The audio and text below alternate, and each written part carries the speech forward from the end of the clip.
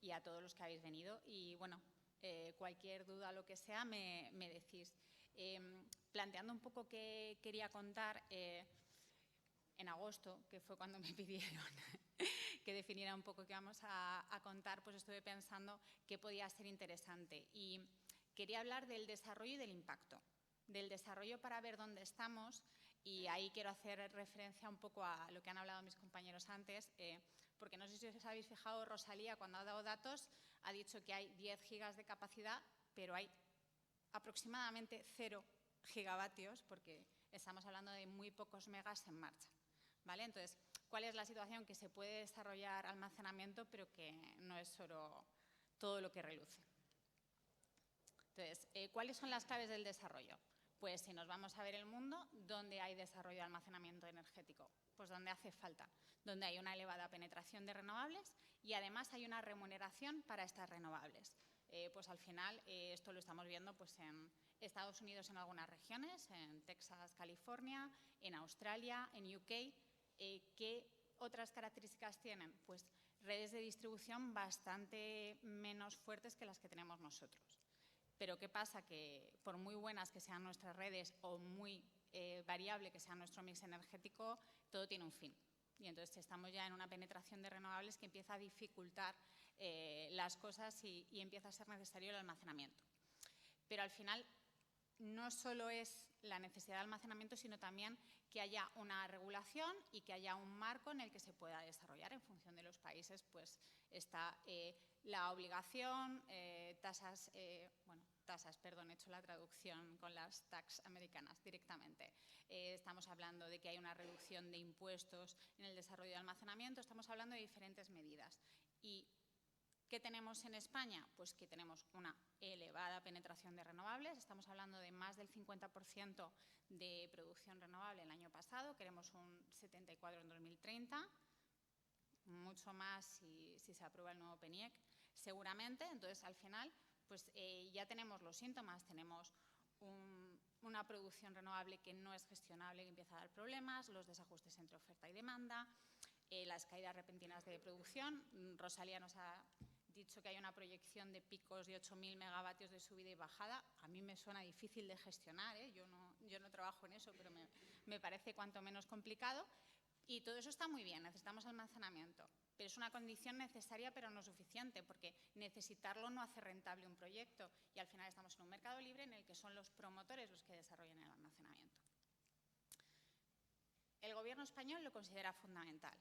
Estamos en el PNIEC, hay un plan estratégico de desarrollo del almacenamiento, pero el PNIEC lo que dice es cuál debe ser la estrategia de desarrollo. No hay medidas asociadas, no hay ayudas asociadas. Es una intención y está muy bien porque da una señal clara al sector de qué se quiere desarrollar, pero se tiene que acompañar de realidades. Esas realidades son regulación, ingresos y luego hablo de CAPEX. El CAPEX es exógeno, pero al final estamos hablando de que haya una regulación que te permita desarrollar y un modelo de negocio rentable que te permita desarrollar. Si vamos a lo primero, que son los ingresos, pues aquí vemos la famosa curva de Pareto. Tenemos unos precios muy bajos en horas solares y muy altos. No lo vais a ver, a no ser que tengáis la vista muy afinada, pero esta gráfica es de 2021 y pensaréis, esta chica es una vaga y no actualiza las presentaciones, lo cual puede ser cierto, pero no es el caso. Yo sé que esta gráfica es de 2021 porque en 2021 era un notición ver esta curva. Esta curva era de España, no era de California. Y decías, va, esto viene. Venía un domingo al mes, en primavera y poco más. En 2023, no sé si os ha llegado el nerviosismo que hay con la fotovoltaica, que esto ya no es un domingo, esto es un martes. Y no es un martes, son muchos martes, ¿vale? Hemos pasado de algo totalmente puntual a algo bastante más generalizado, que sigue sin hacer sostenible el almacenamiento, porque yo no puedo tener una batería para ciclarla 20, 40 o 60 días al año. Yo tengo que ciclar una batería 300 y 300 de forma rentable, pero sí que es verdad que está viniendo y que el arbitraje de precios va a ser fundamental en los ingresos y empieza a dar una señal de precio no suficiente, pero sí importante. Y nos vamos a los mercados de balance. Al final, ¿qué tiene el almacenamiento? Pues en España tiene los mercados existentes. ¿Y qué se ha ido regulando desde 2020, que en el Real Decreto 23-2020 apareció por primera vez el almacenamiento? Pues la participación de los sistemas, el bombeo ya participaba, pero del resto de sistemas de almacenamiento, sin poner el apellido tecnológico, en todos los sistemas, en todos los servicios. Podemos operar en todos los mercados de energía, en todos los mercados de balance y en todos los servicios de no frecuencia. Esto está muy bien, pero hay una cosa a tener en cuenta. No sé si veis regulación de frecuencia, regulación primaria, que es la regulación de frecuencia, que tiene una X. Pues ese es el ingreso tipo sobre el que se ha desarrollado el almacenamiento en la mayoría de los países. Entonces, si empezamos con la primera en la frente, vamos mal. Si nos vamos a los servicios de no frecuencia y el resto de mercados de balance, dan ingresos, pero dan para lo que dan. Cuando se plantea un modelo de negocio basado solo en esos ingresos, pues te da para los primeros almacenamientos, no para un desarrollo que realmente permita la integración de renovables, que es el objetivo. Con lo cual, si el objetivo es que el almacenamiento permita ese desarrollo de renovables, se requieren otros modelos de ingresos, o regulación de primaria, o un servicio que remunere por la flexibilidad que se da al sistema y por esa disminución de vertidos, un mercado de capacidad que lo que remunere es la capacidad firme que damos al sistema, o sea, pero se necesita algo.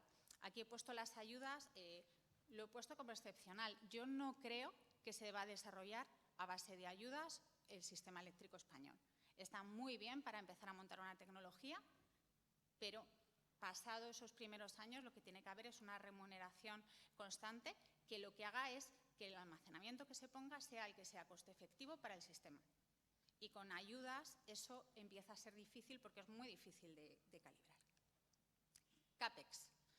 Esto es un exógeno, pero hay que tenerlo en cuenta. Yo no os voy a poner precios de LECOS ni precios de baterías. Esto es el carbonato de litio, que es el mayor coste que tiene un sistema de almacenamiento. Íbamos muy bien en 2020. Veías la proyección de Bloomberg y decías, en 2000 esto baja, baja, baja, baja, me voy a presentar a todas las ayudas, bueno, estupendo. Y de repente, pues empezaron a suceder cosas en el mundo que hicieron que subiera a esos precios. Un precio, esto, si lo llevas al coste de la batería, pues estás pasando de 250.000 euros megavatio hora a 400.000 euros megavatio hora. Tal cual. Y gracias a Dios estamos bajando, ¿vale? Y estamos recuperando precios de años anteriores, pero esa curva infinita de bajada no se ha dado. Y yo no sé vosotros, pero si esto ha pasado, puede volver a pasar. Si ves lo que ha pasado con los paneles fotovoltaicos, es lo mismo. O sea, ya no puedes pensar que vas a tener una bajada infinita de precios. A largo plazo, la tendencia será de bajada, por supuesto, pero sorpresas te da la vida y esto hace que los proyectos, obviamente, no se sostengan. Y esto también es un reto para la administración. O sea, al final, cuando tienes esta variabilidad de precios, también tienes que tenerla en cuenta en la variabilidad de servicios adicionales que das, ayudas, etcétera. Porque, claro, no tiene nada que ver. Y regulación aquí, acaba de contarlo, no voy a daros mucho la turra, os voy a poner lo que está en verde, lo que está medio en verde y lo que está en naranja. ¿Puedes desarrollar un sistema de almacenamiento de principio a fin? Sí, puedes, desde hace bastante tiempo. Los que hemos empezado a desarrollarlo con la mitad de este mapa en verde. Y sorpresas nos ha dado la vida, ¿vale? Pero puedes pedir acceso y conexión, puedes tramitar, puedes autorizar, puedes registrar. El tema de la medición estamos ahí, hay una propuesta de Real Decreto ahora mismo. Bueno, venga, yo me meto. Condiciones de conexión y operación. Esto sí que ha sido de lo último que ha salido. Y sorpresa nos ha dado la vida y nos hemos encontrado con proyectos en los que, tal y como se ha implementado la regulación, pues se han encontrado con problemas de rentabilidad no esperados, ¿vale? Esto es otro tema que es importante. Pero ¿de cuál me gustaría centrarme más? Que es en la regulación local y el urbanismo. ¿Por qué? Porque esto sí que no está tocado. Entonces, tú vas a un ayuntamiento y no saben qué es un sistema de almacenamiento y no tienen por qué saberlo, entenderme, pero es un tema que hay que trabajar, porque al final yo luego tengo que pedir un permiso de construcción y si yo no tengo ese último paso, el Ministerio ha podido hacer el susum corda, pero mi proyecto no va a salir. Con lo cual es un tema importante y para ese tema, ¿qué es necesario? Pues que localmente se entienda qué es el almacenamiento y cuáles son los impactos reales y qué medidas hay que tomar y cómo se tiene que desarrollar, ¿vale? Porque ahora mismo prácticamente no hay ningún mega y cuando vas a explicarlo, pues al final tienes que contar con dar un ayuntamiento que tenga la buena voluntad de escucharte y que te ayude con los planes de urbanismo, con las licitaciones de la obra y con todos los permisos, pero si queremos llegar a 2030 con 2,5 gigavatios o con los 19 que dice el nuevo PNIEC, pues sin este paso y sin contar con la administración local no vamos a llegar. ¿Cuáles son los impactos de las baterías? O sea, los impactos reales que pueden tener en territorio tener un sistema de almacenamiento en mi casa o cerca. Pues, ¿qué es un almacenamiento? Físicamente son containers, los containers que vemos que se pasean en los barcos. No son glamurosos, pero no abultan mucho, que es una ventaja. Entonces, ocupan muy poca superficie. Esto es lo primero que tenemos que tener en cuenta y ahora os voy a poner ejemplos, ¿eh? No se lo voy a decir que ocupan poco. No tienen impactos significativos medioambientalmente. No es que no tengan, pero es que son bajos y son muy bajos comparados con el desarrollo renovable. Son instalaciones a pie de suelo, tienen poco impacto visual porque son pequeños y bajos, no generan ruido significativo. El ruido que pueden generar es el de la climatización, sobre todo si es aérea, aunque se está cambiando, o el de los inversores, o sea, el del centro de transformación de un parque fotovoltaico, no tiene nada que ver con otros sistemas. La obra civil es mínima, porque solo necesitas una base para poner un container. No tienen ningún tipo de consumo hídrico ni vertidos y a nivel de evaluación ambiental, simplificada, ¿vale? ¿Cuánto ocupan? Pues vamos a empezar desde lo mínimo, que es una celda, como la de este móvil, un poco más grande, ningún misterio, se van apilando y acabo con un container gigante que me da megas. Pero la tecnología, similar, primas hermanas.